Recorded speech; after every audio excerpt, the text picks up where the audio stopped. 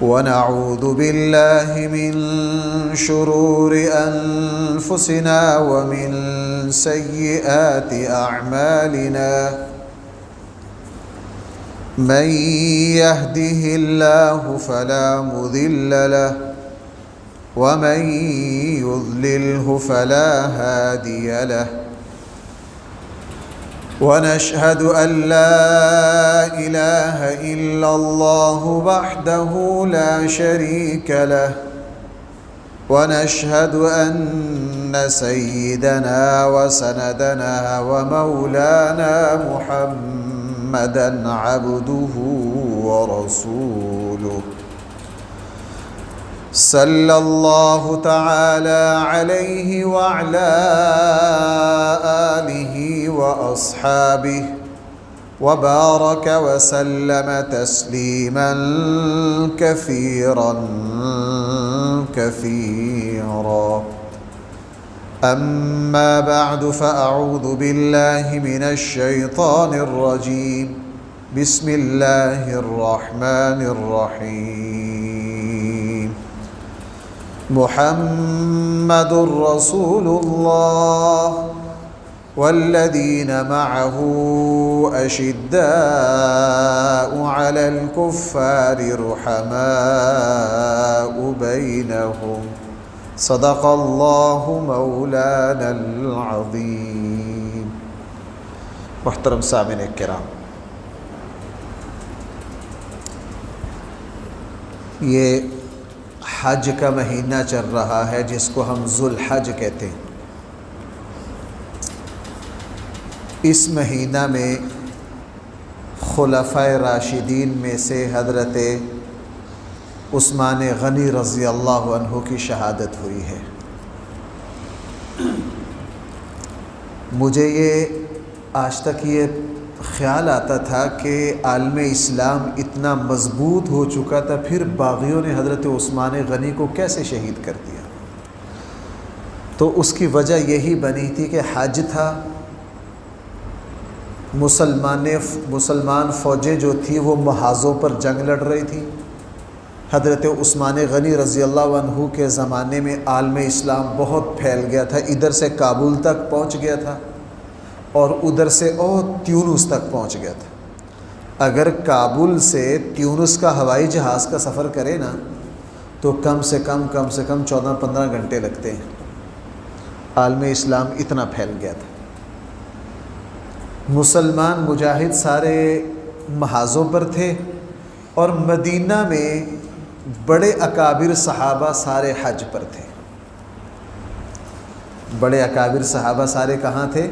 حج پر تھے۔ مدینہ خالی تھا، مدینہ میں چند افراد تھے۔ تو باغیوں کو حضرت عثمان غنی رضی اللہ عنہ کو شہید کرنے کا موقع مل گیا۔ اس لیے میں کچھ حضرت عثمان غنی رضی اللہ عنہ کے وہ حالات جن میں میرے اور آپ کے لیے بڑی عبرت ہے، میں ان میں سے کچھ باتیں آپ سے عرض کروں گا۔ جیسا کہ مجھے بتایا گیا ہے، مجھے اس کا پتہ نہیں تھا۔ اگر مجھے پہلے پتہ ہوتا کہ یہ جو یونان والا واقعہ حادثہ ہوا ہے اس میں یہاں کے بچوں کا بھی کوئی عطا پتہ نہیں ہے، اللہ تعالیٰ اگر زندہ ہیں ان کو خیریت سے اللہ تعالیٰ ان کو پہنچائے، ان کے ورثاء پر اپنا فضل فرمائے۔ کچھ باتیں انشاءاللہ میں اس حوالے سے بھی حضرت عثمان کی سیرت سے ہی عرض کروں گا انشاءاللہ۔ حضرت عثمان غنی رضی اللہ عنہ ابتدائی مسلمانوں میں سے ہیں اور ان خوش نصیب مسلمانوں میں سے ہیں جنہوں نے اسلام لانے سے پہلے نہ شرک کیا، نہ شراب پی، نہ زنا بے حیائی میں مبتلا ہوئے۔ اسلام لانے سے پہلے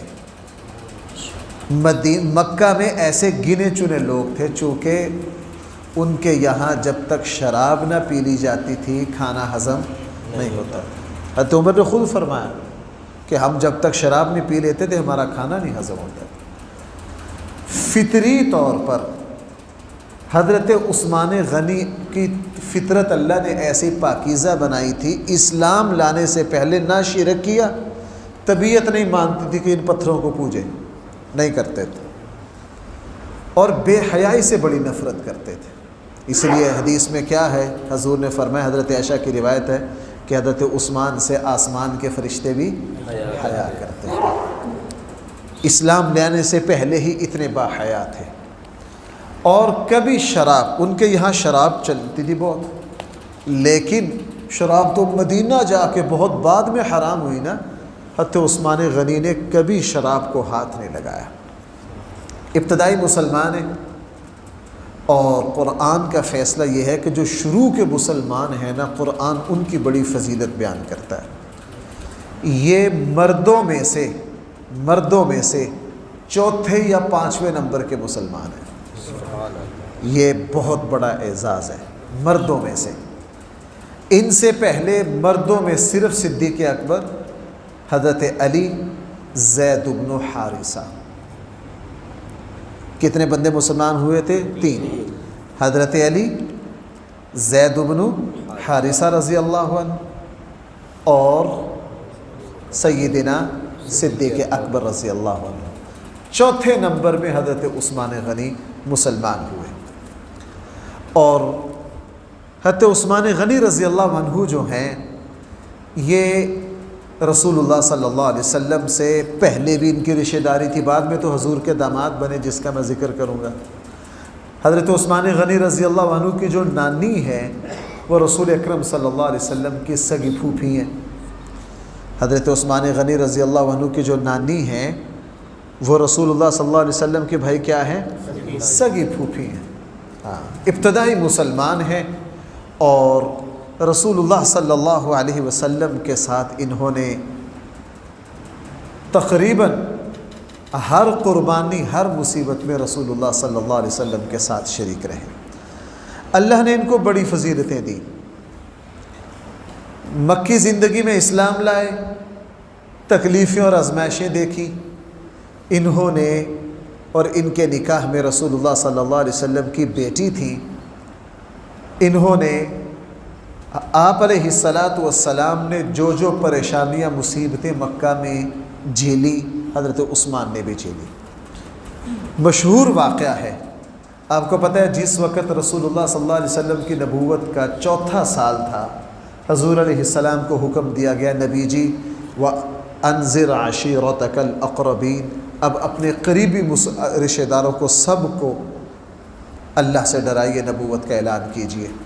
آپ علیہ السلام نے جبل ابی قبیس پر، بھائی کہاں جبل؟ آپ میں سے کون کون حج اور عمرے پر گیا ہوا ہے؟ کتنے بندے ہیں؟ تھوڑے ہیں، چلو ہے تو صحیح الحمدللہ۔ جبل ابی قبیس جو ہے مروہ کی نکر پر سعودی بادشاہوں کے محل ہیں۔ کیوں جی ایسے ہی ہیں؟ کسی کے علم میں ہے؟ مروہ سے نکلتے ہی کیا ہیں؟ شاہی محلات ہیں۔ یہ جو شاہی محلات ہیں نا، یہ جبل ابی قبیس کے اوپر ہے۔ جبل ابی قبیس کو کاٹ کر ان پر محلات بنے۔ رسول اللہ صلی اللہ علیہ وسلم نے جہاں یہ محلات ہیں نا، یہاں پہاڑی پر کھڑے ہو کر رسول اللہ صلی اللہ علیہ وسلم نے اپنے سارے خاندان کو جمع کیا، اور وہ جو مشہور واقعہ نا، حضور نے ان سے کہا تھا کہ بتاؤ اگر اس پہاڑی کے پیچھے کوئی لشکر ہو، وہ تم پر حملہ کرنے والا ہو، تو تم میری تصدیق کرو گے یا نہیں؟ ان سب نے کیا کہا تھا؟ ہم آپ کی کیا کریں گے؟ رسول اللہ صلی اللہ علیہ وسلم نے فرمایا تھا، اے لوگو، پھر میں وہ کلمہ لایا ہوں اللہ کا، اس کو قبول کر لو، وگرنہ اللہ کا عذاب تم پر حملہ آور ہوگا۔ آپ کو پتہ ہے پھر ابو لہب خبیث نے، حضور کا سگا چچا تھا، تو رسول اللہ صلی اللہ علیہ وسلم کو یوں پتھر اٹھا کر حضور کو توبہ نعوذ باللہ مارے تھے، اور یہ کہا تھا تبا لک لہذا جماعتنا، توبہ نعوذ باللہ ترجمہ کرتے ہوئے ڈر لگتا ہے، نقل کفر نباشت۔ رسول اللہ صلی اللہ علیہ وسلم سے اس خبیث نے یہ کہا تھا، تیرے دونوں ہاتھ ٹوٹ جائیں، تو برباد ہو جائے، تبا لک، تو برباد ہو جائے، تو نے ہمیں اسی لیے جمع کیا تھا۔ اور اس کے جواب میں بھائی پھر کون سی صورت اتری؟ تبت یدا، قرآن نے آ کے پھر جواب دیا، اللہ اس خبیث کے دونوں ہاتھ توڑے۔ ابو لہب نے یہاں سے جاتے ہی رسول اللہ صلی اللہ علیہ وسلم کی دونوں بیٹیاں ابو لہب کے 2 بیٹوں سے منسوب ہو گئی تھی، منگنی جس کو ہمارے یہاں کہتے ہیں، رشتہ طے ہوا تھا، ابھی رخصتی نہیں ہوئی تھی۔ ابو لہب نے آج جا کے اپنے دونوں بیٹوں سے کہا کہ تم محمد کی بیٹیوں کو طلاق دے دو، جواب دے دو، اور اس خبیث نے اسی وقت رسول اللہ صلی اللہ علیہ وسلم کی دونوں بیٹیوں کو طلاق دے دی۔ حضور علیہ السلام کو ظاہر ہے جو غم ہونا تھا وہ ہونا ہی تھا۔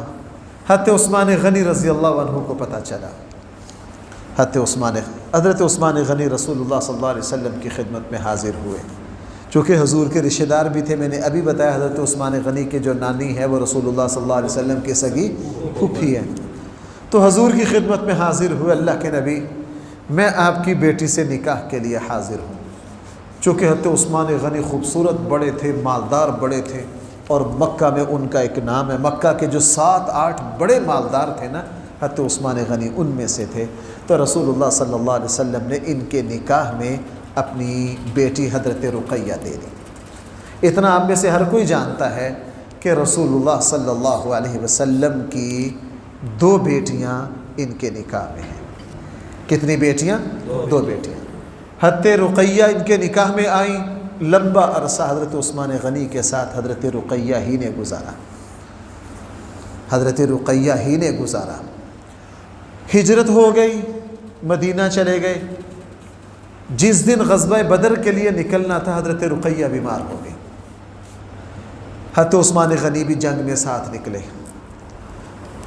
رسول اللہ صلی اللہ علیہ وسلم نے ان سے فرمایا کہ عثمان تم یہی ٹھہرو، تمہاری اہلیہ بیمار ہے، ان کی عیادت کرو۔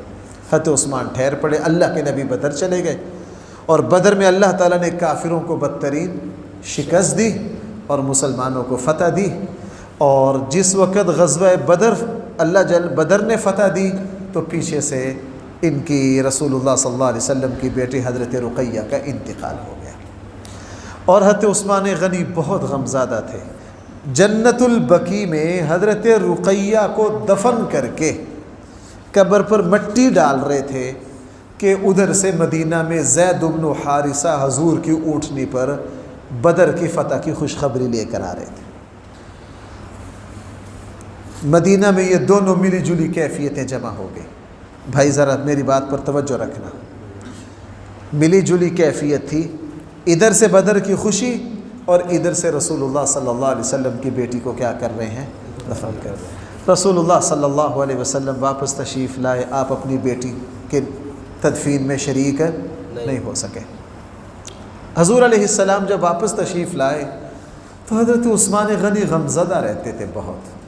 ایک دن رسول اللہ صلی اللہ علیہ وسلم نے حضرت عثمان غنی سے پوچھا کہ عثمان تم غمزدہ رہتے ہو بہت۔ کہا اللہ کے حبیب مجھے اس بات کا غم ہے کہ میرا آپ سے جو رشتہ جڑا تھا وہ ختم ہو گیا، میرا جو آپ سے رشتہ جڑا تھا وہ کیا ہو گیا؟ ختم ہو گیا۔ رسول اللہ صلی اللہ علیہ وسلم سن کر خاموش ہو گئے۔ انہی دنوں پھر رسول اللہ صلی اللہ علیہ وسلم نے اپنی تیسری بیٹی حضرت ام کلثوم رضی اللہ عنہا ان کو حضرت عثمان غنی کے نکاح میں دے دیا۔ اس لیے زمین پر کوئی ایسا شخص نہیں ہوا جس کے نکاح میں نبی کی 2 بیٹیاں ہوں سوائے حضرت عثمان کے۔ ان کو مشہور کیا کہا جاتا ہے؟ ہاں، 2 نوروں والا۔ اور حضرت ام کلثوم جو ہیں یہ ان کے نکاح میں دے دی، اور حضرت ام کلثوم نے تقریباً 7 سال 7.5 8 سال حضرت عثمان غنی کے ساتھ گزارے ہیں، پھر ان کا بھی انتقال ہو گیا۔ جب حضرت ام کلثوم رضی اللہ عنہا کا انتقال ہوا تو پھر یہ غمزدہ تھے۔ ان کے انتقال پر رسول اللہ صلی اللہ علیہ وسلم نے فرمایا اگر میری اور بیٹیاں ہوتی، بعض اہل علم نے لکھا ہے حضور نے فرمایا اگر میری 40 بیٹیاں ہوتی میں یکے بعد دیگرے حضرت عثمان کے نکاح میں دے دیتا۔ ہمارے یہاں دامادوں کے نخرے نہیں جاتے، کیوں جی؟ آپ لوگوں کو تو اچھی طرح اندازہ ہے نا ہمارے یہاں دامادوں کے نخرے۔ داماد وہ ہے جڑا سوریاں نو تھلے لا کے رکھے، کیوں جی؟ یہی ہے ہمارے یہاں تعریف، یہ بدترین تعریف ہے۔ بعض دفعہ میری زبان پر سخت الفاظ آ جاتے ہیں، بدبخت ہے وہ جس کے سسرال اس سے پناہ مانگتے ہیں، مصنوعی عزت دیتے ہو کہ بڑا خبیث آدمی۔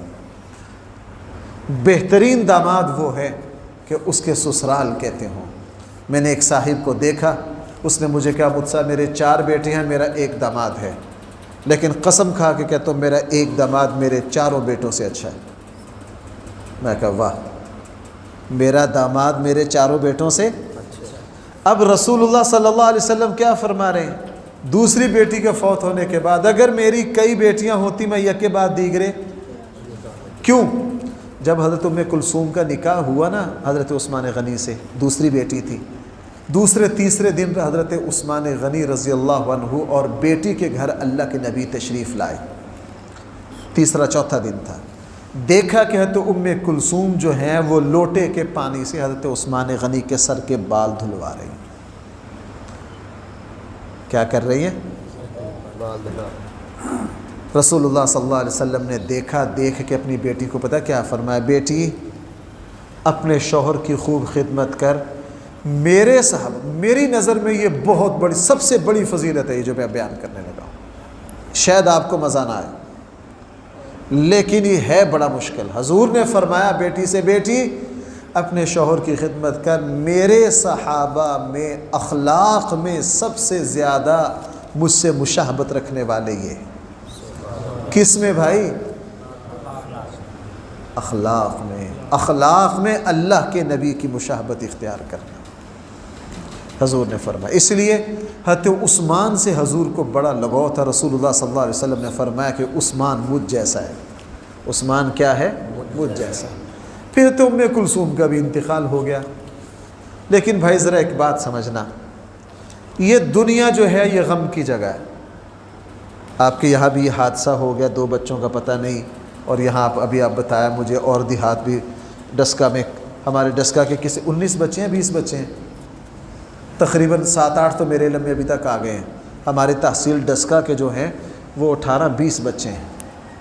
اب ظاہرہ غم کا ماحول ہے، لیکن بھائیو اگر آپ کو سچی بات بتاؤں، یہ دنیا ہے ہی غم کی جگہ۔ یہ دنیا ہے ہی کیا؟ یہاں ہم نے اسی طرح پنجابی میں کہتے ہیں نا، پی کاٹ کے جانی۔ اب میں اس پر بڑا حیران ہوتا ہوں، رسول اکرم صلی اللہ علیہ وسلم سے بڑی ہستی اللہ نے زمین پر پیدا کی ہے؟ رسول اکرم صلی اللہ علیہ وسلم کی 4 بیٹیاں ہیں، 2 بیٹے، اور بعد میں جا کے پیدا ہوئے تھے ابراہیم۔ ٹوٹل بیٹے رسول اللہ صلی اللہ علیہ وسلم کے 3 ہیں، بیٹیاں کتنی ہیں؟ 4۔ ٹوٹل اولادیں کتنی ہو گئی؟ 7۔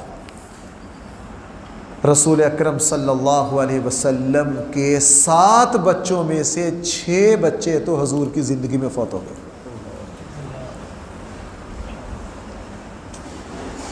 بھائی میری بات سن پا رہے ہیں؟ کتنے بچے؟ 6۔ 4 بیٹیاں، اور 7ویں حضرت فاطمہ جو ہیں وہ بھی حضور کو زندگی میں پتہ چل گیا تھا کہ میرے 6 ماہ بعد یہ بھی آ رہی ہے۔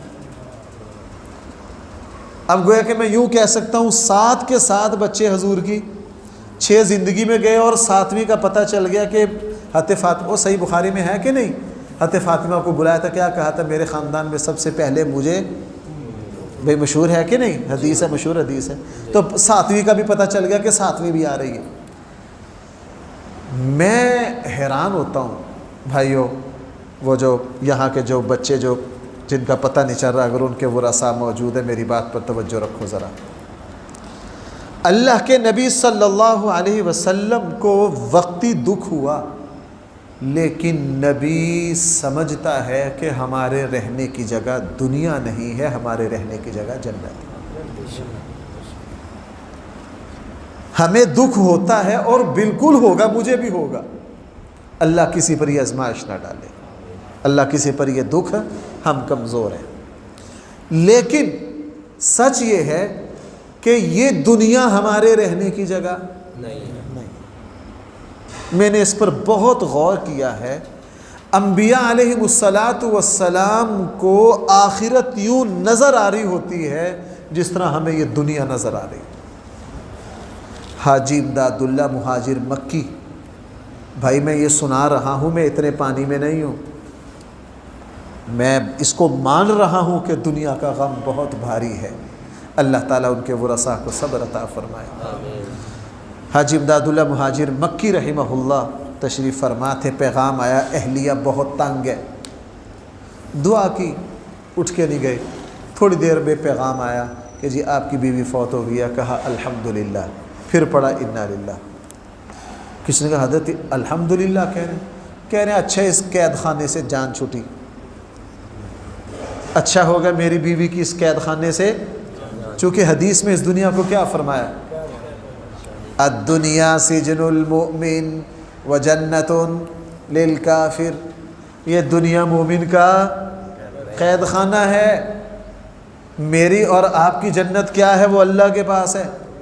اس لیے میں اکثر بیان کرتا ہوں یہ کہ رسول ہر نبی کو وفات سے پہلے فرشتوں نے اجازت مانگی, جی آپ کی روح نکال لیں, آپ کو لے جائیں.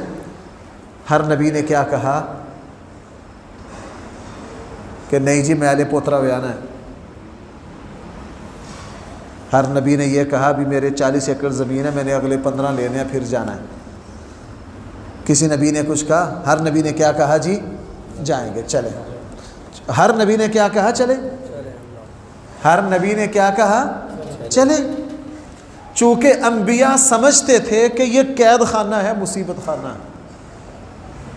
بھائیو ہم چھوٹے لوگ ہیں, ہم اتنی اونچی بات نہیں کر سکتے, بڑے لوگوں کی باتیں میں بار بار کہہ رہا ہوں, اللہ تعالی ہم پر یہ آزمائش نہ ڈالے. ہم چھوٹے لوگ ہیں. اس لیے میں نے آپ کو سنایا تھا کہ جس وقت رسول اللہ صلی اللہ علیہ وسلم کی وفات ہوئی نا, تو بڑوں میں سے صرف حضرت عباس زندہ تھے, باقی تو سارے حضور کے چھوٹے تھے. بڑوں میں سے بھائی صرف کون زندہ تھے, حضور کے سگے چچا. اور جس کی اولاد محمد رسول اللہ جیسی ہو بھائی, حضرت عباس رضی اللہ عنہ بڑے غم زدہ. جس دن جمعرات کو تدفین کی ہے نا, عصر کی نماز کے بعد مسجد نبوی میں حضرت عباس غم میں گم سم بیٹھے, بہت دکھی, ٹیک لگائے بیٹھے ہیں کھجور کے تنے کے ساتھ. ایک بدو آیا, اس نے کہا این عم رسول اللہ صلی اللہ علیہ وسلم, حضور کے چچا کدھر ہے؟ بدو دیہاتی, بدو بھائی کیا دیہاتی, آ کے کیا کہا, حضور کے چچا کدھر ہے؟ کس نے پوچھا کیا کرنا, کہنے لگا میں نے اللہ کے نبی کی تعزیت کرنی. بتایا کہ وہ بیٹھے. حضرت عباس غم میں گم سم, ظاہر ہے انہیں کو اندازہ تھا حضور کی جدائی کا کتنا غم. حضرت عباس غم زدہ بیٹھے. بدو نے آ کے تعزیت کی, دیکھا کہ ان پر بڑا غم ہے. حضرت عباس کو کہا کہ عباس مجھے ایک بات بتاؤ, جہاں تم رہ رہے ہو یہ جگہ اعلیٰ ہے یا اللہ کا عرش اللہ کے پاس, کون سی جگہ اعلیٰ ہے؟ حضرت عباس نے کہا وہ جگہ اعلیٰ ہے. کیا ہے وہ جگہ اعلیٰ ہے؟ تو کہا عباس اللہ کے نبی گھٹیا جگہ تھے, اللہ اعلیٰ جگہ لے گیا ہے, پریشان کس وجہ سے؟ اللہ کے نبی کو اللہ تعالیٰ اس مٹی سے کہاں لے گیا؟ اپنے پاس لے گیا. محبوب سے مل گیا, پریشانی کیا ہے؟ محبوب کس سے مل گیا بھائی؟ رسول اللہ صلی اللہ علیہ وسلم کا لقب کیا ہے؟ حبیب اللہ ہے کہ نہیں؟ حبیب اللہ کا کیا معنی؟ اللہ کے محبوب سے مل لیا, پریشانی کیا ہے؟ یہ تو خوشی کا مقام ہے. یہ وہی کہہ سکتے ہیں جو آخرت کو سمجھتا. یہ کیا؟ جو آخرت کو سمجھتا.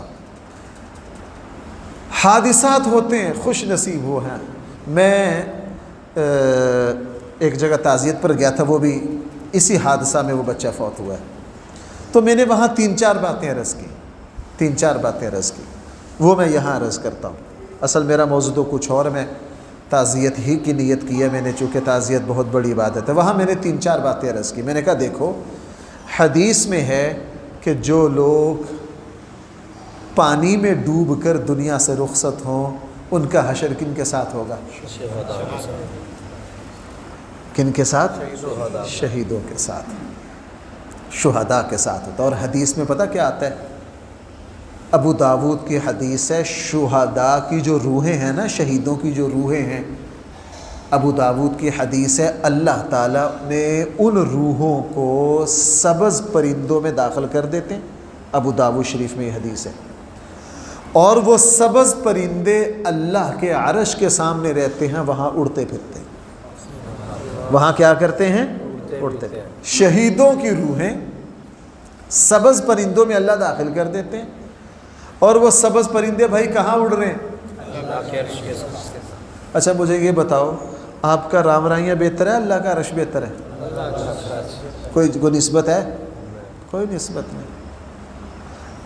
اب شہیدوں کی روحیں وہاں اللہ کے عرش موج کر رہی ہیں۔ ایک تو پانی کی موت، شہادت، دوسرا غریب الوطنی مسافر، تیسرا کیا؟ مسافر۔ حدیث میں آتا ہے کہ جو اپنے خاندان اس سے دور بے یار و مددگاری میں جس کا انتقال ہو جائے، اللہ اس پر بڑا رحم کرتے ہیں۔ اللہ اس پر کیا کرتے ہیں؟ بڑا رحم کرتے ہیں۔ مسافرت کی حالت۔ تیسرا پتہ نہیں پانی نصیب ہوا ہے یا نہیں، کھانا نصیب ہوا ہے کہ نہیں۔ دنیا کی تکلیف تو ورثاء کو ہے۔ مجھے یوں لگتا ہے، مجھے اللہ کی ذات سے یہ امید ہے کہ اس حادثہ میں جتنے نوجوان گئے ہیں، اللہ تعالیٰ انشاءاللہ ان کو جنت الفردوس میں جگہ عطا فرمائے۔ ان کو اللہ تعالیٰ کہاں جگہ عطا فرمائیں گے؟ جنت الفردوس میں۔ تو بات یہاں سے نکلی تھی کہ رسول اکرم صلی اللہ علیہ وسلم کے ساری جوان اولاد زندگی میں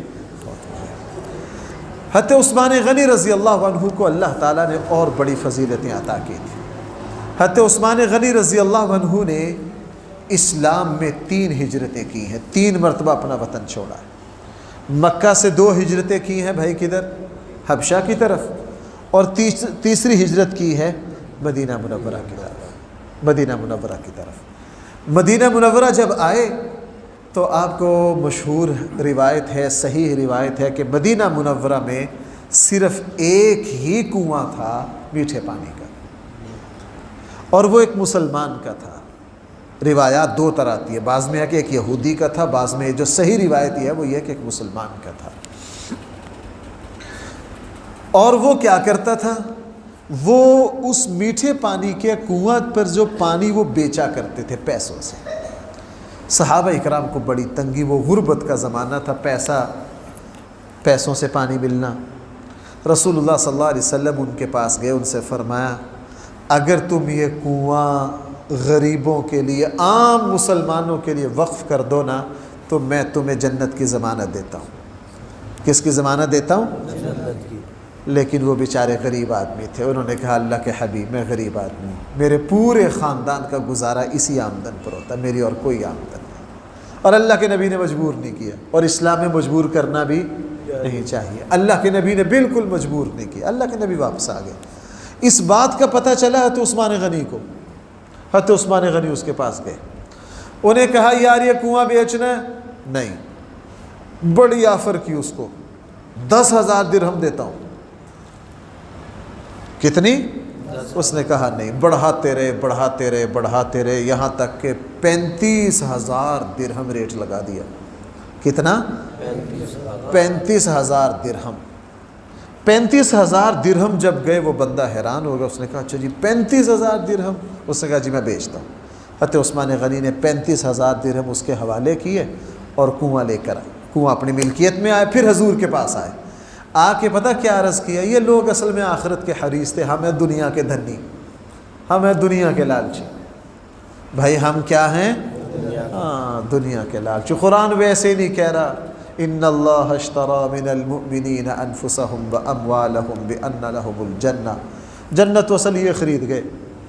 حضور علیہ السلام کے پاس آئے، کہا اللہ کے حبیب آپ اس بندے سے جو سودا کر کے آئے ہیں کہ اگر یہ کنواں آپ مدینہ والوں کے لیے وقف کر دیں تو میں جنت کی ضمانت دیتا ہوں، وہ سودا اب بھی باقی ہے؟ وہ سودا کیا ہے؟ اب بھی باقی ہے۔ رسول اللہ صلی اللہ علیہ وسلم نے حضرت عثمان سے فرمایا ہاں عثمان وہ سودا اب بھی باقی ہے۔ کہا اللہ کے نبی وہ اگر وہ سودا باقی ہے تو میں 35,000 درہم کا خرید کر لے آیا ہوں، آپ گواہ رہیے میں نے اس کنویں کو پورے مدینہ کے لیے مفت وقف کر دیا۔ حضور علیہ السلام اتنے خوش ہوئے، رسول اللہ صلی اللہ علیہ وسلم فرمایا عثمان تجھے جنت مبارک، تجھے کیا ہو؟ جنت۔ اور حضرت انس فرماتے ہیں کہ جس دن یہ کنواں مدینہ والوں کے لیے وقف ہوا نا، اس دن مدینہ میں عید کا سما تھا۔ مدینہ میں کس کا سما تھا؟ اور حضرت عثمان غنی کو رسول اللہ صلی اللہ علیہ وسلم نے جنت کی بشارت بڑی دفعہ دی ہے۔ جنت کی بشارت بڑی دفعہ دی گئی ہے۔ اور تبوک کے موقع پر بھی ایسا ہی ہوا۔ تبوک کے موقع کے اوپر تو ایسی بشارت دی، کسی اور صحابی کو یہ الفاظ حاصل نہیں ہے جو صرف کس کو حاصل ہے؟ حضرت عثمان غنی۔ آپ کو پتہ ہے غزوہ تبوک بین الاقوامی طاقت کے ساتھ جنگ تھی۔ بھائی کس کے ساتھ تھی؟ ایک سپر طاقت کے ساتھ۔ رسول اللہ صلی اللہ علیہ وسلم نے 30,000 کا لشکر تیار کیا۔ گرمی، کھجور کی فصل پکی ہوئی ہے، نکلے۔ صحابہ کے پاس اتنے اسباب نہیں تھے۔ رسول اللہ صلی اللہ علیہ وسلم نے کسی جنگ کے موقع پر اتنا زور نہیں دیا۔ تبوک کے موقع پر فرمایا بھئی جس کے پاس جو ہے لاؤ لاؤ لاؤ لاؤ، بار بار فرمایا جس کے پاس جو ہے۔ پھر بھی پورا نہیں ہو رہا تھا تو عثمان غنی رضی اللہ عنہ رسول اللہ صلی اللہ علیہ وسلم کی خدمت میں حاضر ہوئے، اور رسول اللہ صلی اللہ علیہ وسلم سے فرمایا 1000 میں ایک، اس میں فرمایا کہ جی میں 1000 بندے کا پورا خرچہ اٹھاتا ہوں، ان کو سواری، اخراجات، اسلحہ۔ کتنا؟ 1000۔ پھر 2000، پھر 3000، پھر کیا 3000۔ صرف اتنا ہی نہیں، پھر 1000 دینار۔ او بھائی دینار سونے کا ہوتا ہے، درہم چاندی کا ہوتا ہے۔ کتنا؟ 1000۔ جھولی بھر کے سونا لائے اور لا کے رسول اللہ صلی اللہ علیہ وسلم کے سامنے رکھ دیے۔ اللہ کے نبی صحابہ فرماتے ہیں اتنے خوش ہوئے، ہم نے پیسوں پر اللہ کے نبی کو کم خوش۔ اللہ کے نبی ان دیناروں سے یوں کھیل بھی رہے تھے، حضرت عثمان کے دیناروں سے، اور فرما رہے تھے عثمان تیرے پچھلے گناہ بھی معاف ہو گئے۔ یہ جملہ صرف حضرت عثمان کو ہے، اے عثمان اگر آئندہ بھی تو کوئی گناہ کرے گا اللہ نے تجھے وہ بھی معاف کر دی۔ میں کسی کے بارے میں آئندہ کی معافی میں نہیں، قرآن و سنت ہوگی لیکن میرے علم میں مجھے نہیں یاد پڑتا۔ یہ صرف حضرت عثمان، ہر جگہ فرمائے پچھلے، لیکن حضرت عثمان کو کیا کہا؟ عثمان اگر تو آئندہ بھی کوئی گناہ کرے گا تو تجھے نقصان نہیں ہوگا، اللہ تجھے پیشگی کیا کر رہے ہیں؟ معاف کر۔ حضرت عثمان غنی، حضرت عثمان غنی رضی اللہ عنہ کو اللہ جل جلالہ نے بڑی فضیلتیں دی تھی، بڑی فضیلتیں دی تھی۔ اور حضرت عثمان غنی رضی اللہ عنہ آپ کو پتہ ہے کہ بیعت رضوان جب ہوئی ہے وہ بھی انہی کی وجہ سے ہوئی ہے۔ جب صلح حدیبیہ کے لیے تشریف لائے نا، مکہ والوں نے رسول اللہ صلی اللہ علیہ وسلم اور آپ کے صحابہ کو عمرہ کرنے نہیں دیا، عمرہ کرنے نہیں دیا، مذاکرات ہوتے رہے۔ تو ایک موقع پر رسول اللہ صلی اللہ علیہ وسلم نے مذاکرات کے لیے حضرت عمر سے کہا کہ عمر تم جاؤ مکہ، تم جاؤ مکہ میں، چونکہ حضور علیہ السلام کہاں ٹھہرے ہوئے تھے؟ مکے سے باہر۔ حضرت عمر بھی بڑے جہان دیدہ آدمی تھے، بڑے مدبر آدمی تھے۔ حضرت عمر نے کہا اللہ کے نبی آپ کو پتہ ہے میری مکہ والوں سے کافر دشمن میرے بڑے ہیں، جو کہ حضرت عمر ہوں اور کافروں میں ہاتھ نرم کر دیں یہ تو ہو نہیں سکتا۔ میرے مکہ والے میرے دشمن بڑے ہیں، میرے خاندان جو مکہ میں رہ گیا اس میں سے کوئی شخص ایسا نہیں ہے کہ جو مشکل وقت میں میرا ساتھ دے سکے، میرا مشورہ ہے مجھے نہ بھیجیے، میرا مشورہ ہے مجھے نہ بھیجیے، ایک بندہ کی میں نشاندہی کرتا ہوں آپ ان کو بھیجیے مذاکرات کے لیے۔ حضور نے فرمایا کون؟ کہنے لگے حضرت عثمان۔ حضرت عثمان کو بھیج دیجئے۔ بنو عدی جو حضرت عثمان کا جو قبیلہ، بنو عدی نہیں، یہ حضرت عمر کا ہے۔ حضرت عثمان غنی کا جو خاندان مکہ میں ہے وہ طاقت میں ہے، اگر حضرت عثمان پر کوئی مشکل وقت آ گیا تو وہ حضرت عثمان غنی کا کیا دیں گے؟ ساتھ دیں گے۔ حضور نے فرمایا ٹھیک ہے۔ رسول اللہ صلی اللہ علیہ وسلم نے حضرت عثمان غنی رضی اللہ عنہ کو بھیج دیا۔ حضرت عثمان غنی مذاکرات کے لیے گئے۔ مذاکرات تو مکہ والوں نے بات تو نہیں مانی، لیکن وہ مشہور بات ہے، مکہ والوں نے حضرت عثمان غنی سے کیا کہا تھا؟ حضرت عثمان غنی سے کہا تھا جناب ہم تم سب کو، تمہارے نبی سمیت تم سب کو عمرہ کرنے، لیکن تم جو ہے تم اگر طواف کرنا چاہو کر لو، تم طواف کرنا چاہو کر لو، چونکہ حضرت عثمان کا خاندان مکہ میں تھا، وہ طاقتور تھا، تمہیں اجازت ہے۔ حضرت عثمان غنی نے فی البدی کہا میں اپنے محبوب کے بغیر بیت اللہ کے طواف کا کیا کروں، میں اپنے محبوب کے بغیر بیت اللہ کے طواف کا کیا کروں گا؟ اگر میرے محبوب صلی اللہ علیہ وسلم طواف میرے ساتھ نہیں ہے تو میں بیت اللہ کا طواف بھی نہیں کروں گا۔ آپ اس سے اندازہ لگا لیجئے ان لوگوں کو رسول اللہ صلی اللہ علیہ وسلم سے کتنی محبت تھی۔ بہرحال حضرت عثمان غنی کو مکہ میں دیر لگ گئی اور پیچھے یہ بات مشہور ہو گئی کہ حضرت عثمان غنی کو مکہ والوں نے کیا کر دیا؟ شہید کر دیا۔ یہ بات پھیل گئی۔ پھر رسول اللہ صلی اللہ علیہ وسلم نے حضرت عثمان غنی رضی اللہ عنہ سے کے نام پر بیعت لی، جس کا قرآن میں ذکر ہے، سورہ فتح میں اس کا ذکر ہے، اور سارے صحابہ نے بیعت کی موت پر۔ بھائی کس پر؟ پھر وہی بات آ گئی، اللہ کے نبی نے کس پر؟ موت پر، کہ تم میں سے کون جان دینے کے لیے تیار ہے؟ ہمیں یہاں کہہ دیا جائے نا کہ یار مسجد کے لیے کون، اللہ کے لیے کون، تو ہم میں سے کوئی بھی کچھ دینے کے لیے تیار ہے؟ ہم تو جناب بڑی عید پر اپنا بکرا ذبح کر کے کہتے ہیں ہم نے ماشاءاللہ اللہ پر سب کچھ ہی وار دیا ہے۔ حضور نے کیا فرمایا؟ موت پر بیعت کون کرتا ہے؟ اور آپ کو ایک عجیب بات بتاؤں، میرا موضوع تو نہیں، جب اللہ کے نبی موت پر بیعت کر رہے تھے نا، حضرت سلمہ بن اکوع کو شہادت کا اتنا شوق تھا، 3 مرتبہ بیعت کی۔ کتنی مرتبہ؟ 3 مرتبہ۔ پہلی مرتبہ ادھر سے آگے بیعت کر گئے، اور پھر مجمع میں لگ کے سامنے سے آگے، پھر ادھر سے آگے، تیسری مرتبہ اللہ کے نبی نے پکڑ لیا، کہا سلمہ، حضرت سلمہ بن اکوع رضی اللہ عنہ۔ حضور بڑے خوش ہوئے، جان دینے پر کتنی مرتبہ بیعت کی؟ 3 مرتبہ کہ میں حاضر ہوں۔ اور جب سب نے بیعت کر لی، پھر رسول اللہ صلی اللہ علیہ وسلم نے ایک ہاتھ دوسرے ہاتھ پر رکھ کر کہا یہ عثمان کا ہاتھ ہے۔ یہ کس کا ہاتھ ہے؟ حضرت عثمان غنی رضی اللہ عنہ فخر سے فرمایا کرتے تھے کہ اللہ کے نبی نے اپنے ہاتھ کو میرا ہاتھ قرار دیا۔ اپنے ہاتھ کو کیا قرار دیا؟ میرا ہاتھ قرار دیا۔ اور پھر اس پر بیعت ہوئی، اور قرآن کریم نے صحابہ اکرام سے راضی ہونے کا اعلان کیا، اور وہ بعد میں پتہ چلا کہ یہ خبر کیا ہے؟ یہ جھوٹی ہے۔ حضرت عثمان غنی رضی اللہ عنہ کی فضیلتیں جتنی مرضی سنا لیجیے، اصل بات کی طرف میں آتا ہوں۔ حضرت عثمان غنی رضی اللہ عنہ کو یہ مقام کیسے ملا؟ بھائیو، جو میں بات شروع سے بیان کر رہا ہوں، ان لوگوں نے اپنا مقصد دنیا کو نہیں بنایا، اپنا مقصد دنیا کو نہیں بنایا، وہ آخرت کو سمجھتے تھے۔ ان کو یہ پتہ تھا کہ ہم جو کچھ دے رہے ہیں آخرت میں جا کے ہمیں ملے گا، ہمارا جہان یہ دنیا نہیں ہے، ہمارا جہان یہ دنیا نہیں ہے۔ اس لیے وہ سب کچھ وار گئے، اپنا سب کچھ قربان کر گئے۔ حضرت عثمان غنی رضی اللہ عنہ اتنے مالدار تھے، اتنے مالدار تھے، حضرت عثمان غنی رضی اللہ عنہ کو جب شہید کیا گیا نا، تو اس وقت حضرت عثمان غنی نے فرمایا میرے پاس جتنا مال تھا میں نے سارا مسلمانوں اور اسلام پر وار دیا ہے، میرے پاس صرف اب 2 اونٹنیاں باقی ہیں، وہ بھی میں نے اس لیے رکھی ہیں تاکہ میں ان پر حج کر سکوں، تاکہ ان پر کیا کر سکوں؟ اور بھائی، حضرت عثمان غنی کا مجھ پر اور آپ پر بھی ایک احسان ہے، بعد والے مسلمانوں پر ایک ایسا احسان ہے کہ قیامت تک ہم حضرت عثمان غنی کے اس احسان کا بدلہ نہیں دے۔ وہ علمی احسان ہے، اس کو ذرا سادہ زبان میں بیان کرنا، آپ حضرات جو پڑھے لکھے ہیں وہ سمجھ جائیں گے۔ حضرت عثمان غنی رضی اللہ عنہ نے قرآن کریم کو جمع کیا۔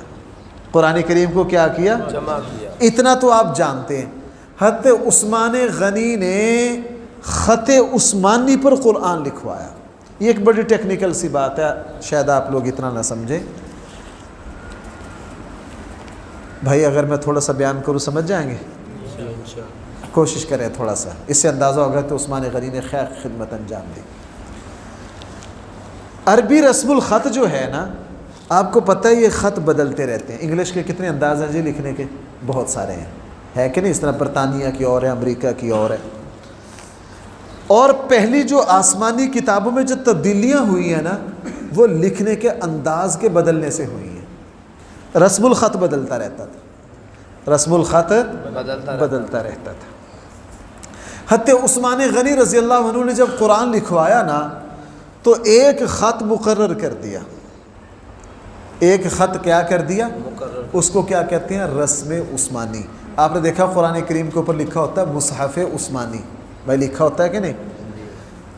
جب یہ خط لکھوا دیا، جو لفظ حضرت عثمان غنی نے جیسے لکھوایا ہے، قیامت تک قرآن کو اسی طرح لکھنا ضروری ہے۔ قرآن کریم کو اسی طرح لکھنا ضروری ہے. اگر یہاں وہ ہوتا نا وہ تختہ سیاہ تو میں اس پر ذرا آپ کو لکھ کر قرآن کے الفاظ سمجھاتا کہ دیکھو. چلو میں سادہ ذالکا. بھائی کیا ذالکا، پہلے زال ہے، پھر کیا ہے الف ہے، پھر لام اور کاف ہے. غور کرو. اسی طرح ذالکا پہلے زال ہے، پھر آگے کیا ہے اور آگے کیا ہے پھر کیا ہے ذالکا. آج کل اسی طرح لکھتے ہیں. حضرت عثمان نے اس طرح نہیں لکھا. حضرت عثمان نے ذالکا لکھ کے جو الف ہے نا اس کو زال کے اوپر کھڑا زبر کی شکل میں لکھا. زال کے اوپر کس شکل میں لکھا؟ ان کے یہاں الف جو تھا نا اس حضور کے زمانے میں الف الگ سے کم لکھتے تھے. الف کس شکل میں لکھ لیتے؟ کھڑا زبر کی شکل میں. اب آپ قرآن کھولیے، قرآن میں آپ کو زال کے بعد الف نہیں ملے گا بلکہ الف زال کے اوپر کس کی شکل میں ملے گا؟ حضرت عثمان نے یہ لکھوا کے پکا کر دیا قیامت تک ذالکا کو یوں ہی لکھنا ہے جس طرح حضرت عثمان نے لکھا. اب عرب جو ہیں قرآن سے ہٹ کر ذالکا لکھتے ہیں تو زال کے بعد الف ڈالتے ہیں، لیکن جب لکھنے کی باری آتی ہے قرآن کی تو پھر زال کے اوپر کیا لکھتے ہیں؟ میں اگر اس موضوع پر آؤں نا شاید میرا نا کسی جگہ کوئی 1.5 گھنٹے کا کسی پتہ نہیں ہمارے یہاں ایک پرائیویٹ یونیورسٹی ہے اس نے مجھے اس موضوع پر دعوت دی تھی تقریر کی. شاید ان کے پاس اس کی ویڈیو میرا ایک پورا بیان ریکارڈ ہے کہ قرآن کریم کے خط کے اعتبار سے مسلمانوں نے کیا کمال دکھایا کہ قیامت تک قرآن کے خط کو بدلا نہیں جا سکتا. رسم عثمانی پر لکھنا ضرور. آپ کو پتہ 10 سال پہلے یہودیوں نے عربی اسلوب کے مطابق قرآن لکھ کر شائع کیے. پورے عالم اسلام میں شور مچ گیا اور تمام قرآنوں کو ضبط کیا گیا کہ جناب قرآن کس طرح لکھنا ہے؟ رسم عثمانی پر. رسم عثمانی پر. اب دیکھو نا مسلمات میم سین لام پھر میم اس کے بعد الف آئے گا، مسلمات آئے گا کہ نہیں؟ لیکن رسم عثمانی میں اس طرح نہیں. میم کے اوپر کھڑا زبر ہے، میم کے اوپر کیا ہے؟ کھڑا زبر ہے. تو قیامت تک اسی طرح لکھنا ہے. حضرت عثمان غنی رضی اللہ عنہ کا امت پر ایک احسان ہے کہ انہوں نے کیا کیا؟ قرآن کریم کا ایک رسم الخط بنا دیا اور پوری امت کا اتفاق ہو گیا کہ قیامت تک قرآن اسی رسم عثمانی پر لکھا جائے گا. حضرت عثمان غنی کے بارے میں خاص جو اوصاف ہیں ان میں سے ایک وصف یہ ہے کہ وہ سخی بہت تھے، ایک وصف یہ ہے کہ وہ باحیا بہت تھے. بھائیوں میں آپ سے ایک بات عرض کروں، جو مسلمان سخی ہو باحیا ہو اللہ تعالیٰ اس پر بڑا اپنا فضل اتارتا. سخی حضرت عثمان غنی رضی اللہ عنہ کے سخاوت تھی، اپنا پرایا ہر کسی کو دیتے تھے، نوازتے تھے ہر کسی کو، اور حیا بہت تھی. حضرت عائشہ رضی اللہ عنہ فرماتی کہ رسول اللہ صلی اللہ علیہ وسلم اگر کبھی بے تکلفی سے بیٹھے ہوتے، یوں کہ تھوڑا بہتا تہمت سے کو تھوڑی بہتی پنڈلی رنگی ہوتی، حضرت عثمان آتے تو رسول اللہ صلی اللہ علیہ وسلم فوراً اپنی پنڈلی کو ڈھانپ لیتے اور فوراً کیا کہتے کہ عثمان سے جو ہیں وہ آسمان کے فرشتے بھی کیا کرتے ہیں؟ حیا. اس لیے رسول اللہ صلی اللہ علیہ وسلم نے فرمایا الحیاء شعبۃ من الایمان، با حیا ہونا یہ ایمان کا ایک شعبہ ہے. اور جب اللہ تعالیٰ کسی قوم کو مارتا ہے، ذلیل و رسوا کرتا ہے تو سب سے پہلے اللہ تعالیٰ اس قوم سے حیا چھینتا ہے. سب سے پہلے اللہ تعالیٰ اس قوم سے کیا چھینتا ہے؟ حیا چھینتا ہے. اسی لیے تو ہمارے یہاں جو سب سے زیادہ اسلام کے دشمن ہمارے یہاں جو چیز پیدا کرنے کی کوشش کرتے ہیں وہ بے حیائی ہے. بھائی وہ کیا ہے؟ بے حیائی. چونکہ بے حیائی اسلامی معاشرے کے لیے بھائی اس طرح ہے جس طرح دیمک. آپ کو پتہ اگر کسی اعلیٰ ترین لکڑی کو دیمک لگ جائے تو بھائی اس کا فرنیچر کتنا کالا بنے گا؟ بیکار. علماء نے لکھا ہے کہ بے حیائی دیمک ہے، اور اللہ تعالیٰ نے جب بھی کسی قوم کو تباہ کیا ہے اللہ تعالیٰ کی ناراضگی کا سب سے پہلی نشانی اس قوم میں کیا تھی کہ وہ قوم بے حیا ہو گئی. اس لیے اسلام بے حیائی کی اجازت نہیں دیتا. ہمارے یہاں پردہ ہے. بھائی کیا ہے؟ پردہ ہے. قرآن کریم نے حکم دیا اور اس وقت پردہ ہمارے یہاں ختم ہو رہا ہے. پردہ ہمارے یہاں کیا ہو رہا؟ قرآن کا حکم ہے کہ مسلمان عورتیں کیا کریں؟ پردہ کریں۔ اس لیے اسلام نے مخلوط ماحول کی اجازت نہیں دی۔ ہمارے یہاں شادیاں بھائی مخلوط ہوتی ہیں کہ نہیں؟ اسلام نے ہرگز ان کی اجازت نہیں دی، چونکہ اس سے بے حیائی پیدا ہوتی ہے۔ اس سے کیا پیدا ہوتی ہے؟ اسلام نے ہر طرح کی بے حیائی سے روکا ہے۔ رسول اللہ صلی اللہ علیہ وسلم نے فرمایا پہلے نبیوں کی جو باتیں آج تک چلی آ رہی ہیں ان میں سے ایک بات یہ ہے کہ اذا فاتک الحیا ففعل ما شئت، جب تیرے اندر سے حیا ختم ہو جائے پھر تو جو چاہے کر، تو جو چاہے۔ اسی لیے فرشتوں میں سب سے زیادہ حیا، اور حدیث میں ہے سب سے حیا اللہ میں، ہمارے رب سب سے زیادہ کیا ہے؟ با حیا ہے۔ اور رسول اللہ صلی اللہ علیہ وسلم کے بارے میں حضرت عائشہ فرماتی ہم نے اللہ کے نبی کو بہت با حیا پایا۔ حضرت عثمان غنی رضی اللہ عنہ میں حیا اتنا تھا۔ حیا کسے کہتے ہیں؟ حیا ہمارے یہاں حیا کا معنی اور ہے، اصل حیا اسلام میں حیا کہا جاتا ہے گناہ کرتے ہوئے انسان شرمندگی محسوس کرے۔ گناہ کرتے ہوئے انسان کیا محسوس کرے؟ شرمندگی محسوس کرے۔ اگر گناہ انسان سے ہو جائے تو انسان وہ پسینے آ جائے۔ ہمارے یہاں اللہ نہ کرے اگر کسی کا سطر ننگا ہو جائے تو ہم اس کو تو حیا سمجھتے ہیں، لیکن ہم گناہ کو کوئی حیا نہ، حالانکہ گناہ کرنا، جو شخص علل اعلان شراب پی رہا وہ بدترین با حیا ہے، وہ بے حیا ہے۔ جو شخص علل اعلان گالی دے رہا ہے وہ بے حیا ہے۔ جو سود علل اعلان کھا رہا ہے بھائی وہ کیا ہے؟ وہ بے حیا ہے، وہ بے حیا ہے۔ رسول اللہ صلی اللہ علیہ وسلم نے فرمایا حیا جو ہے یہ ایمان کا ایک حصہ ہے۔ اور حضرت عثمان غنی کے بارے میں رسول اکرم صلی اللہ علیہ وسلم نے بطور خاص فرمایا۔ اور بھائی آخر میں آپ کو پتہ ہے حضرت عثمان غنی رضی اللہ عنہ کی پھر مظلومانہ شہادت ہوئی۔ عجیب بات یہ ہے میں اسی تعزیت کے موضوع پر آنا چاہ رہا ہوں۔ عجیب بات یہ ہے کہ دیکھو حضرت عثمان غنی اتنے عظیم الشان صحابی تھے، لیکن پھر بھی بھائی ان کی شہادت کا حادثہ ہوا کہ نہیں؟ باغیوں نے سازش کر کے 83 سال کی عمر میں ان کو کیا کیا؟ شہید کیا۔ یہاں ایک سبق ہے، اللہ تعالیٰ نے جو کچھ مقدر میں لکھ دیا ہے بھائیوں وہ ہو کر رہنا، مقدر کو کوئی ٹال نہیں سکتا۔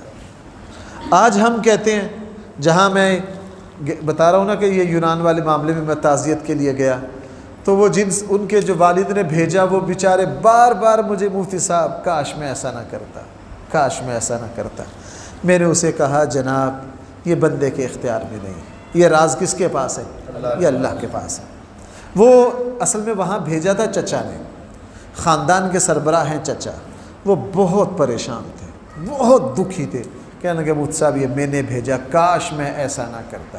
میں نے اسے کہا یار میں رسول اللہ صلی اللہ علیہ وسلم کی زندگی میں ایسی آج کل ہم ایسا تو کوئی نقصان ہو جائے ہم کیا کہتے ہیں کاش میں ایسا، بھائی کیوں نہ کرتا، ایسا ہونا ہی ہونا تھا۔ اللہ کا فیصلہ تھا۔ کس کا فیصلہ تھا؟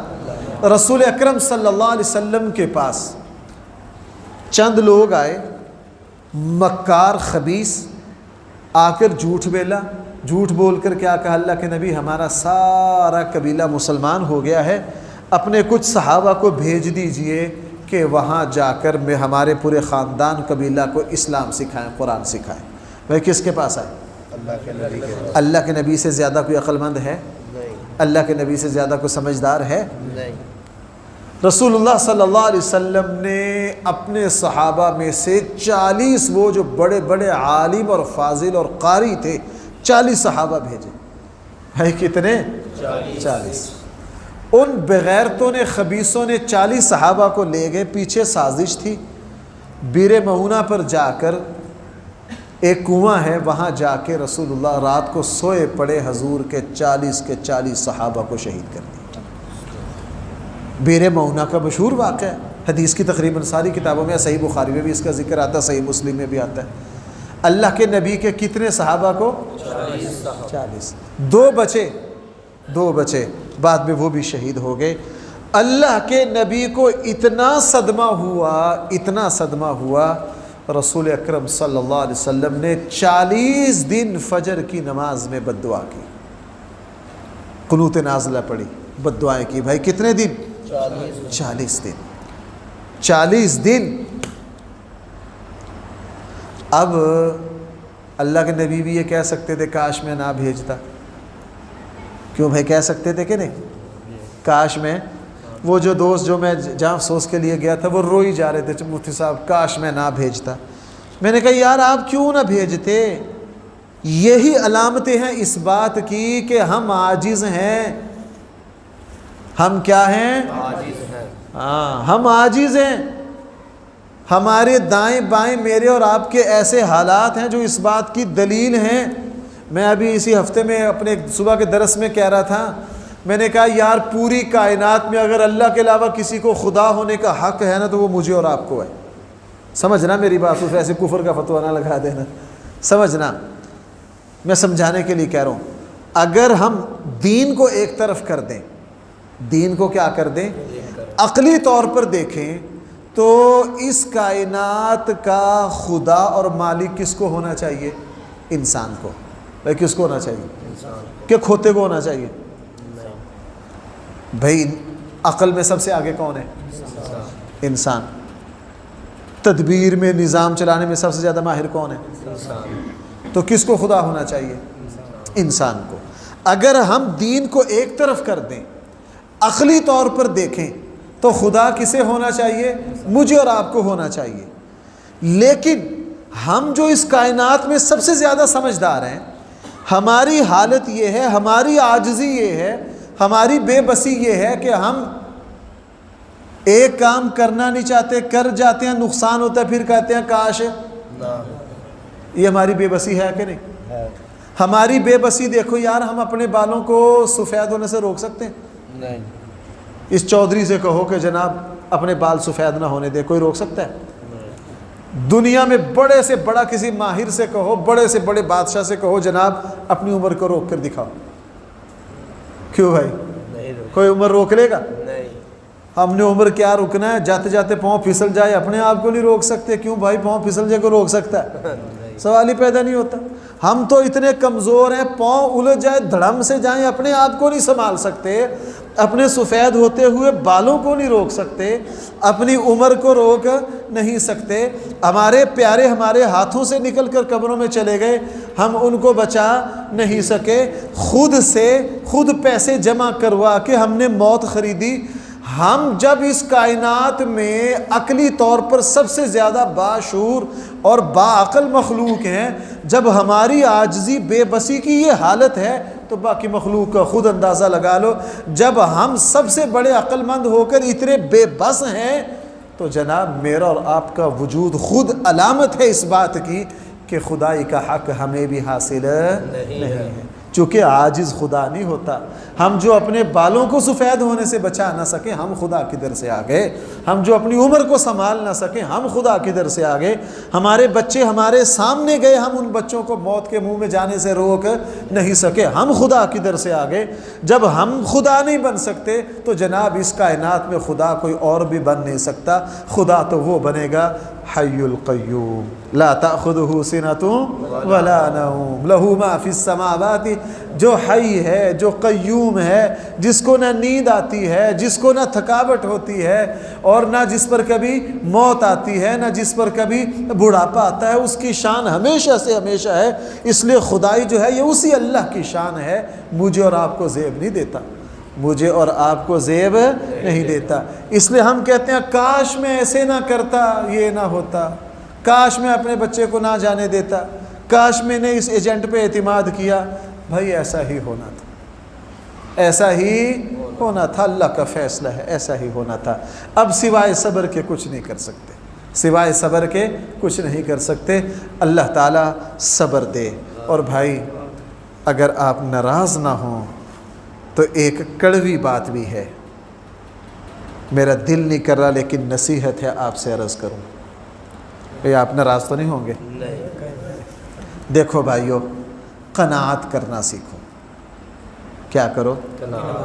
ہاں، اللہ نے جو کچھ دیا نا اپنے وطن میں ہی اس پر گزارا کرنا سیکھو۔ میں جہاں جہاں جا رہا ہوں، یہاں کا مجھے پتہ نہیں، واللہ عالم، یہاں کا مجھے پتہ نہیں، میں جہاں جہاں گیا ہوں سارے بچے کھاتے پیتے گھرانوں کے، سارے بچے کہاں کے؟ اکثریت کھاتے پیتے گرانوں کے، غریبوں کی بھی ہے۔ میں یہ نہیں کہہ رہا انہوں نے غلطی کیا، ہماری دعائیں ہمدردیوں اور مالداروں کے ساتھ بھی ہیں، لیکن خدا کے بندو جب اللہ نے سب کچھ دیا ہے، ہمارے پاکستان میں کیا ہو رہا ہے بھائی، مالدار لوگوں کے بچے زیادہ باہر ہیں غریبوں کے۔ ہم اوپر سے اوپر، اوپر سے اوپر، اوپر سے اوپر، اللہ نے سب کچھ دے رکھا بھائی، اور اوپر جانا کہاں ہے؟ ہمیں تھوڑی سی قناعت بھی اختیار کرنی چاہیے، ہمیں تھوڑی سی قناعت بھی اختیار۔ اپنے وطن میں اللہ نے جو دیا ہے بھائی اس پر کیا کرو؟ ہاں، اللہ نے مجھے اور آپ کو جو دیا ہے اس پہ جو صبر کرے، اس پر جو صبر کرے۔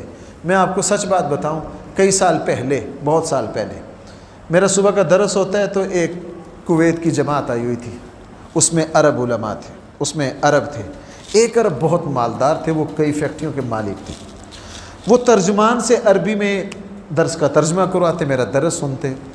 تو 3 دن انہوں نے بڑی دلچسپی سے اپنے ترجمان کے ذریعے میرا درس سنا، مجھ سے بڑا لگاؤ تھا۔ پھر کافی سال وہ مجھے کہنے لگے مفتی صاحب آپ ہمارے یہاں کویت آ جائیں۔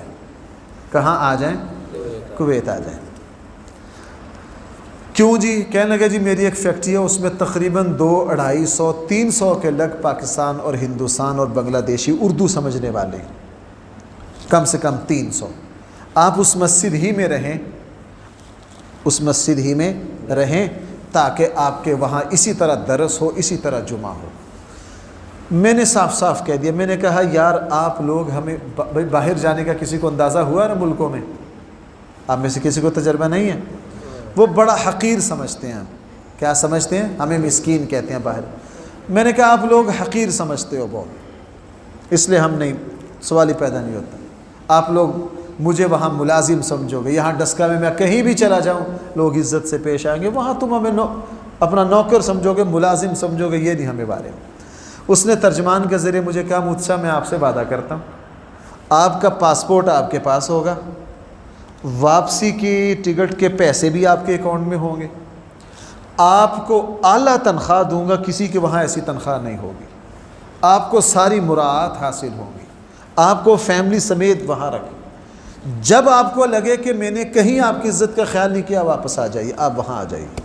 سچی بات بتاؤں میں آپ کے سامنے کہہ رہا ہوں، 1 منٹ کے لیے بھی خیال نہیں آیا کہ وہاں جائیں، 1 منٹ کے لیے بھی خیال ہے میرے دل میں یہ تھا کہ مجھے یہاں کے مدرسہ مسجد نے مفت تعلیم دی ہے، ظاہر ہے میں نے یہیں کے مدرسوں میں پڑھا ہے نا، یہاں کی قوم نے مجھے مفت تعلیم دی ہے، مجھے دین کی خدمت یہیں رہ کر کرنی ہے۔ تو بھائیوں، ہم اپنے بچوں کو غلط طریقوں سے ہرگز باہر نہ بھیجیں۔ اللہ نے جو قناعت، جس کو قناعت دے دی بھائی، جس کو اللہ نے زہد دے دیا، اللہ نے ہمیں جیسا کیسا رکھا ہے، بڑے بڑے خواب نہ دیکھو، بڑے بڑے خواب نہ دیکھو۔ اگر ہم کروڑوں میں نہیں لاکھوں میں ہیں، لاکھوں میں گزارا کرنا سیکھیے۔ اور یہ جو ایجنٹ ہوتے ہیں یہ بڑے بدبخت ہوتے ہیں، یہ پھر اسی سے فائدہ اٹھاتے ہیں اور پھر اسی کے ذریعے بڑے بڑے حادثات ہوتے ہیں۔ آخر میں بھائی ہم دعا کرتے ہیں، یہ یونان والے واقعہ میں جو حادثہ ہوا، جی اللہ تعالیٰ ان سب کی بھائی مغفرت فرمائے، جو زندہ ہیں اللہ تعالیٰ ان کو واپس پہنچائے، اللہ تعالیٰ ان کو واپس پہنچائے۔ بس آخر میں ایک بات یاد آ گئی، حضور کی زندگی میں بھی ایسا واقعہ بھائی توجہ کرنا میری طرف سے، توجہ کرو، حضور کی زندگی میں بھی ایسا واقعہ ہے، سنا دوں، قرآن میں بھی اس کا ذکر ہے۔ نجاشی جو ہے نا، نجاشی، صحابہ اکرام نے ابھی ذکر ہے 2 ہجرتیں کدھر کی؟ حبشہ کی طرف۔ نجاشی نے بعد میں پھر اپنے بیٹے کے ذریعے 40 حضرات کا وفد مدینہ منورہ بھیجا اللہ کے نبی سے ملاقات کے لیے۔ کتنے افراد تھے؟ اور وفد کے امیر کون تھے؟ نجاشی کے بیٹے۔ جب وہ مدینہ منورہ آئے نا تو رسول اکرم صلی اللہ علیہ وسلم نے مدینہ سے باہر نکل کر ان کا استقبال کیا، اللہ کے نبی نے ان سے معانقہ کیا، ان کو سینے سے لگایا، اور پتہ کیا فرمایا کہ نجاشی نے میرے صحابہ کو اسی طرح عزت دی تھی، میں بھی ان کو عزت دوں گا۔ اللہ کے نبی، احسان کا بدلہ حل جزاء الاحسان الا الاحسان۔ اللہ کے نبی نے اتنی مہمانی کی، کیوں؟ انہوں نے میرے صحابہ کو اپنے یہاں پناہ دی تھی، ان کو عزت دی تھی۔ اللہ کے نبی نے ان کو مسجد میں ٹھہرایا، صحابہ اکرام سے کہا جس کے گھر میں نرم گدے ہوں وہ مسجد میں بچھائیں۔ اللہ کے نبی نے ان کی خوب مہمانی کی اور وہ اللہ کے نبی کے پاس رہے، نجاشی کی طرف سے تحفے تحائف لائے، اور انہوں نے قرآن رسول اللہ صلی اللہ علیہ وسلم سے عرض کیا اللہ کے حبیب ہمیں جو کتاب آپ پر اتری ہے وہ سنائیے۔ رسول اللہ صلی اللہ علیہ وسلم نے ان کو سورہ یاسین سنائی۔ حضور نے ان کو کیا سنائی؟ جب سورہ یاسین سنائی نا تو وہ جو وفد تھا نا 40 بندوں کا، وہ اللہ کے نبی سے سورہ یاسین سنتے سنتے اتنا رویا کہ ان کے آنکھوں کے آنسوؤں سے داڑیاں تر ہو گئی، ان پر رقت طاری ہو گئی، سما بند گئے، ہچکیاں لے کے روئے حضور کی تلاوت کے درمیان۔ اور جب یہ مجلس ختم ہوئی نا تو 7ویں پارے کی پہلی جو آیات ہے نا، وَإِذَا سَمِعُوا مَا أُنزِلَ إِلَى الرَّسُولِ تَرَىٰ أَعْيُنَهُمْ تَفِيضُ مِنَ الدَّمْعِ، بھائی کون سا پارہ؟ 7واں پارے کی پہلی آیت اتری۔ قرآن نے کہا عیسائیوں میں سے کچھ لوگ وہ ہیں جب انہوں نے قرآن کریم کو سنا نا، تَرَىٰ أَعْيُنَهُمْ، نبی جی آپ نے دیکھا کہ ان کی آنکھیں برسنے لگ گئیں، ان کی آنکھیں برسنے لگ گئیں، یعنی یہ اتنا روئے حضور علیہ السلام سے سورہ یاسین سن کر۔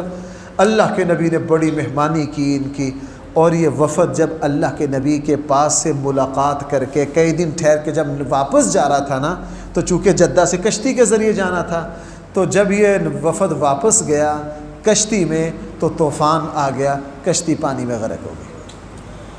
یہ 40 کے 40 بھائی کیا ہو گئے؟ شہید ہو گئے۔ تو اس طرح کا واقعہ خود حضور کی زندگی میں بھی ہے۔ اللہ کے نبی کو جب اس کی اطلاع ملی، اللہ کے نبی بہت غمزدہ ہوئے۔ کیا ہوئے؟ بہت غمزدہ ہوئے۔ تو بھائی 2-3 باتیں آخر میں۔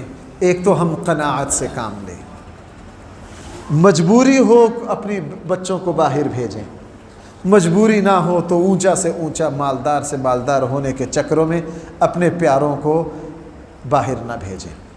اگر باہر بھیجنا ہی ہے تو یار اصول اور قواعد کے مطابق بھیجیں، تاکہ کوئی ہمارے جگر گوشوں سے، اب دیکھو نا بھائی وہ کہتے ہیں کلیجہ منہ کو آتا ہے اس واقعے کو، وہ سارے نوجوان ہیں، سارے کیا ہیں؟ نوجوان ہیں، کلیجہ منہ کو آتا ہے اس واقعے کو، بندہ کانپ جاتا ہے اس واقعے کو سنتے ہوئے۔ تو ایک تو قناعت سے کام لیں، اگر بھیجنا ہی ہے تو قانونی اصولوں کے مطابق بھیجیں۔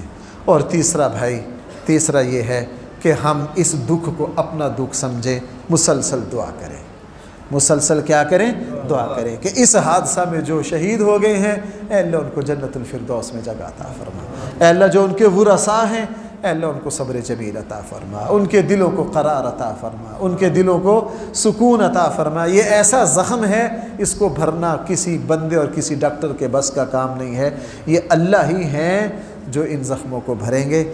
جو یہاں کے 2 افراد ہیں، جہاں کے بھی ہیں، ہم سب کے لیے دعا گو ہیں، اللہ تعالیٰ سب کے لیے آسانیاں پیدا فرمائے۔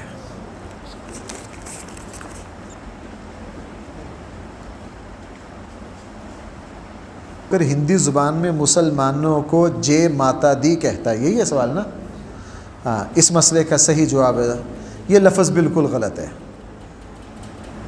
یہ ہندی کے الفاظ ہیں، یہ شرکی الفاظ ہیں۔ یہ کیا ہیں؟ شرکی الفاظ ہیں۔ ہندوؤں کے پیچھے اس کے پیچھے نظریات ہیں، وہ کفریہ نظریات ہیں۔ کوئی مسلمان یہ کہتا ہے، ہم اس کو کافر تو نہیں کہیں گے، لیکن اس کا یہ کلمہ کیا ہے؟ کفریہ ہے۔ اگر وہ اس کو صحیح سمجھ کے کہتا ہے پھر اس کے ایمان کا خطرہ ہے، پھر بھائی کیا ہے اس کے؟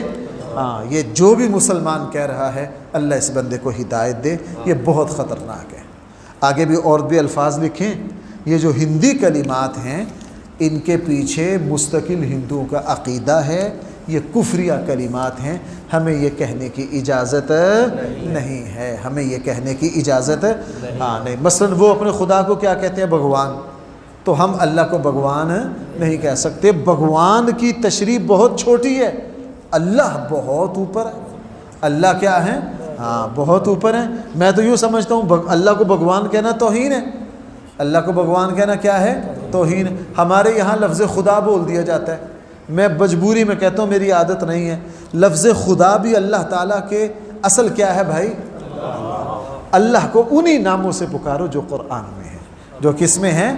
میرا رب، رب قرآن کا لفظ ہے، اللہ قرآن کا لفظ ہے، خدا بھی بن جاتا ہے زور لگا کے، لیکن یہ اللہ تعالیٰ کی صحیح شان کو بیان نہیں کر سکتا، تو ایسے کلمات ہرگز نہ کہیں جائیں۔ صحیح بیان کرتے ہیں خدا کا لفظ زیادہ۔ اچھا، الصلاۃ والسلام علی سید الانبیاء والمرسلین وعلی آلہ واصحابہ اجمعین۔ مولا کریم ہم سب کے گناہوں کو معاف فرما دیجیے۔ اے اللہ، ہماری بڑی خطائیں ہیں، ہماری ہر طرح کی خطاؤں سے درگزر فرمائیے۔ ہماری نالائقیوں اور بشریت کے تحت ہماری جتنی بے وقوفیاں ہیں، اے اللہ ان سب سے درگزر فرمائیے، اے اللہ ان سب سے درگزر فرمائیے۔ اے اللہ ہمیں اپنا تعلق نصیب فرمائیے، اپنی معرفت نصیب فرمائیے، ہمیں صحیح مسلمان بنا دیجیے، ہمیں قرآن و سنت کی صحیح سمجھ دے دیجیے۔ اے اللہ ہمارے اوپر آپ کے جو حق ہیں ہمیں اس کو ادا کرنے والا بنا دیجیے، جو بندوں کے حق ہیں اے اللہ ہمیں وہ ادا کرنے والا بنا دیجیے۔ اے اللہ ہمیں با اخلاق بنا دیجیے، ہمیں با حیا بنا دیجیے۔ اے اللہ ہمارے رزق میں برکت اور وسعت عطا فرما دیجیے۔ اے اللہ اس پوری بستی اور اس پورے گاؤں پر اپنا فضل فرمائیے۔ جو مسلمان دنیا سے جا چکے ہیں اے اللہ ان سب کی مغفرت فرمائیے، اے اللہ ان سب کی مغفرت فرمائیے۔ اے اللہ بطور خاص یہ جو یونان کا حادثہ ہوا ہے اے اللہ اس میں جتنے نوجوان آپ کی بارگاہ میں حاضر ہو گئے اللہ ان سب کو بخش دے۔ اے اللہ وہ تو بخشے بخشائے ہیں، انہوں نے تو اپنی تکلیف کاٹ لی، اے اللہ ان کے ورثاء کو صبر جمیل عطا فرما، اے اللہ ان کے ورثاء کو صبر عطا فرما، اے اللہ ان کے ورثاء کو اے اللہ قرار عطا فرما۔ اے اللہ یہاں کے جو دو متاثر ہیں اے اللہ ان کے بہنوں کو، ماں باپ کو اے اللہ ان کو صبر عطا فرما، اے اللہ ان کے دلوں کو سکون عطا فرما، اے اللہ ان کے دلوں کو سکون عطا فرما۔ اے اللہ جتنے متاثرین ہیں وہ اس بستی کے ہیں، جہاں جہاں کے بھی ہیں اے اللہ ان سب پر اپنا فضل فرما۔ اے اللہ ہمیں ہماری نسلوں کو اس طرح کے حادثات سے محفوظ فرما۔ اے اللہ ہمیں ہماری نسلوں کو، ہماری اولادوں کو اے اللہ اس طرح کے حادثات سے محفوظ فرما۔ اے اللہ ہم اس طرح کی بے بسی کی موت سے پناہ مانگتے ہیں، اے اللہ اس طرح کی تکلیف دہ حادثات سے پناہ مانگتے ہیں۔ اے اللہ ہم سب کو اس طرح کے حادثات سے پناہ عطا فرما۔ اے اللہ ہم سب کو اس طرح کے حادثات سے پناہ عطا فرما۔ اے اللہ بار بار آپ کی خدمت میں، آپ کی بارگاہ میں درخواست ہے اے اللہ جو ماں باپ ہیں، جو بیچارے بے بس ہیں، بے قرار ہیں، دکھی ہیں اے اللہ ان کو صبر عطا فرما، ان کے دلوں کو سکون عطا فرما، ان کے دلوں کو قرار عطا فرما، ان کو صبر جمیل عطا فرما، ان کو سہارے عطا فرما، ان کے سہارے بنا دیجیے۔ اے اللہ ہماری دعاؤں کو اپنے فضل و کرم سے قبول فرما لیجیے۔ صلی اللہ تعالی علی خیر خلقہ سیدنا مولانا محمد و آلہ و اصحابہ اجمعین۔